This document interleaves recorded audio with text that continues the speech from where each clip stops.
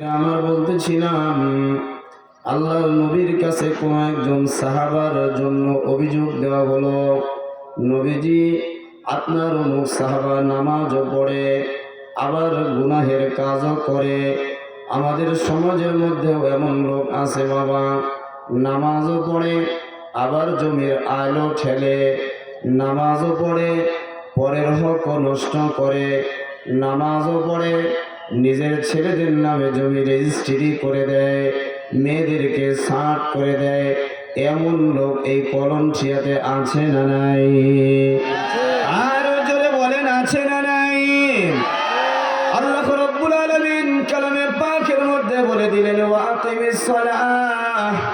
হাবিব আমার, দোস্তরে আমার, বন্ধুরে আমার, আপনি আপনার উম্মতদেরকে নামাজের ব্যাপারে বলুন, নামাজের ব্যাপারে তাকিদ দিয়ে দেন, নামাজ কায়েম করার জন্য বলেন, নামাজ প্রতিষ্ঠা করার জন্য আপনি বলে দেন। প্রতিষ্ঠা করা কাকে বলে এটা আগে একটু বোঝা দরকার বাবা। কর্তৃপক্ষ আমি এখানে আসার পরে আমাকে একটা বিষয় নিয়ে আলোচনা করতে বলেছে। বিষয়টা হলো সামনে রমজান মাস, এটা নিয়ে আমি আলোচনা করব। যেহেতু আমি একটা নির্দিষ্ট বিষয় আপনাদের সামনে তুলে ধরার জন্য আগে আয়াতটা তেলাওয়াত করেছি, নামাজের ব্যাপারে একটু বলে এরপরে আমি রমজানের রোজার দিকে যাব ইনশাআল্লাহ। নামাজ কায়েম করতে বলা হয়েছে, নামাজ প্রতিষ্ঠা করতে বলা হয়েছে বাবা। আমাদের বর্তমান সমাজের মধ্যে এমন এমন লোক আছে প্রশ্ন করে, হুজুররা নামাজ পড়ে, নামাজ পড়ার কথা বলে, অথচ কোরআনুল কারীমের মধ্যে কোথাও নামাজ পড়ার কথা নাই, নামাজ কায়েম করার কথা আছে। এই কথা অনেক ভণ্ড ফকিররা বলে, কি বলে না? জোরে বলেন। অনেক ফকিররা এরকম আছেন, বলে নামাজ কোথায় রয়েছে, নামাজ পড়া লাগবে না, নামাজ পড়ার কথা কোরআনুল কারীমের মধ্যে নাই, বরং নামাজ প্রতিষ্ঠার কথা রয়েছে। প্রতিষ্ঠা কাকে বলা হয় এই জিনিসটা আগে একটু বোঝা দরকার বাবা। অন্যদিকে মন দিলে আলোচনাগুলো বুঝবেন না। প্রতিষ্ঠা তার নাম, প্রতিষ্ঠা তার নাম, প্রতিষ্ঠা হলো ওই বস্তুর নাম যেই বস্তুটা না হলে সমাজের মধ্যে লাঞ্ছিত হওয়া লাগে, সমাজের মধ্যে লাঞ্ছিত হওয়া লাগে। অর্থাৎ নামাজ এমন একটা ইবাদত, নামাজ এমন একটা ইবাদত, এই ইবাদত যদি না করা হয় কিয়ামতের ময়দানে আল্লাহর গোলাম সকলের কাছে লাঞ্ছিত হয়ে যাবে বাবা, লাঞ্ছিত হয়ে যাবে। কেমন লাঞ্ছিত? দুনিয়াতে একটা উদাহরণ দিলে বুঝবেন। এই মুহূর্তে মাঠের মধ্যে যেই কয়জন লোক বসা, এর মধ্যে 12 বছরের উপরে যে মানুষগুলো এখানে আছেন বাবা, 12 বছরের উপরের মানুষগুলোর জন্য কাপড় পরিধান করা জরুরি কিনা? জোরে বলেন।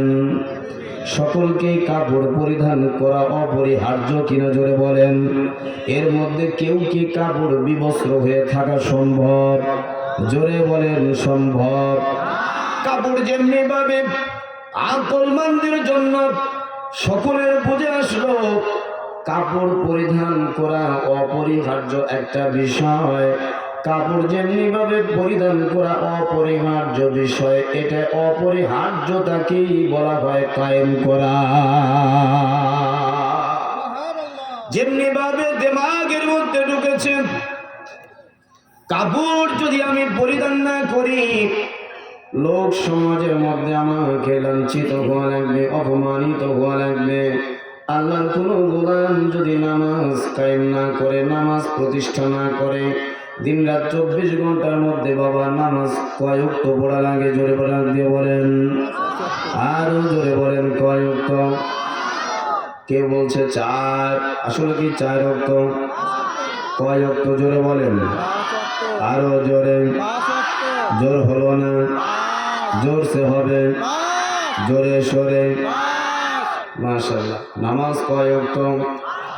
5 ওয়াক্ত নামাজ প্রত্যেকটা মুমিনের অন্তরে এমন ভাবে এটা বদ্ধ পরিকল্পনার মধ্যে নিয়ে আসা লাগবে বাবা। আমি যদি নামাজ না পড়ি কিয়ামতের ময়দানে আমার কোনো উপায় থাকবে না, আমান থাকবে না, আস্ত থাকবে না।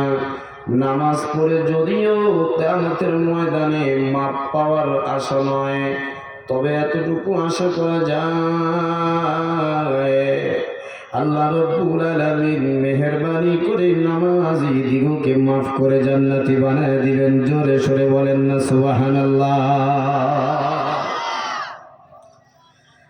বুখারী শরীফের riwayat একটি হাদিস আল্লাহর নবী বর্ণনা করেছেন। হাদিসটি আল্লামা বুখারী রাহমাতুল্লাহি আলাইহি বুখারীর মধ্যে তুলে ধরেছেন। বনি ইসরাইল জামানার মধ্যে আল্লাহর একজন গোলাম বড় আবেদ ছিলেন, বাবা বড় আবেদ ছিলেন। নামাজ ছাড়া ওনার কিছুই ভালো লাগতো না। আল্লাহর গোলাম আবেদ, আমরা তো নামাজই পড়ি না, আর যদি একটু নেতা খেতা হওয়া যায় তাহলে তো নামাজের কোনো ধারই আমরা ধারি না। জোরে বলেন কথা ঠিক কিনা? শুধু নেতাদেরকে বলবো না, চেলা যারা আছে তারাও তো নামাজের ব্যাপারে অতটা যত্নশীল নয় যতটা যত্নশীলের কথা নামাজের ব্যাপারে কোরআনুল কারীমের মধ্যে বলা হয়েছে। ও বাপজিরা আমার, বনি ইসরাইল জামানার একটা ঘটনা আল্লাহর নবী সাহাবায়ে কেরামদের কাছে বয়ান করছেন। আল্লাহর নবী সাহাবায়ে কেরামদেরকে বলেন, ও আমার সাহাবারা শোনো, আল্লাহর একজন গোলাম নামাজকে এত মোহাব্বত করতো, নামাজকে এত মোহাব্বত করতো, নামাজ না পড়লে ওই আল্লাহর গোলামের মনের ভিতরে কেমন জানি পেরেশানি হয়ে যেত। আমরা তো নামাজ পড়তে গেলে আমাদের ভিতরে পেরেশানি চলে আসে। নামাজি কিতাবের মধ্যে ধরা হয়েছে নামাজি 5 প্রকার। এমন মানুষ আছে নামাজ পড়ে পড়েও তারা জাহান্নামী হয়ে যাবে। না বুঝলেও আসতে বলেন নাউজুবিল্লাহ। সত্যি সত্যি আসতে বলছেন, জোরে বলেন না নাউজুবিল্লাহ। 5 শ্রেণীর নামাজের মধ্যে বিভক্ত রয়েছে, নামাজের মধ্যে 5 শ্রেণীর মানুষ বিভক্ত রয়েছে বাবা। প্রথম শ্রেণীর লোক, এরা নামাজ পড়েও জাহান্নামী হয়ে যাবে।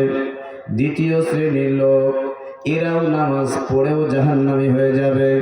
তৃতীয় শ্রেণীর লোক, নামাজ পড়ে কোনো রকমে মাপ পাওয়ার আশা রাখে। তৃতীয় শ্রেণীর লোক, নামাজ পড়ে মাপ পাবে শুধু না, বরং মাপার সাথে সাথে আল্লাহ রাব্বুল আলামিনের কাছ থেকে এরা পুরস্কারেরও আশা রাখে।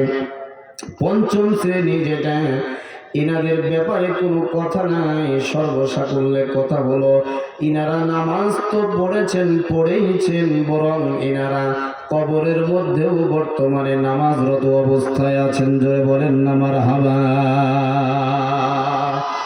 আমি প্রত্যেকটা শ্রেণী সম্পর্কে আপনাদেরকে বলবো বাবা, নামাজ এত গুরুত্বপূর্ণ একটা ইবাদত। নামাজ না পড়লে কিয়ামতের ময়দানে সর্বপ্রথম বান্দাদেরকে যখন হিসাব দেওয়ার জন্য ডাকা হবে, ইয়া আব্দি তাআল, ইয়া আব্দি তাআল, এই আমার গোলাম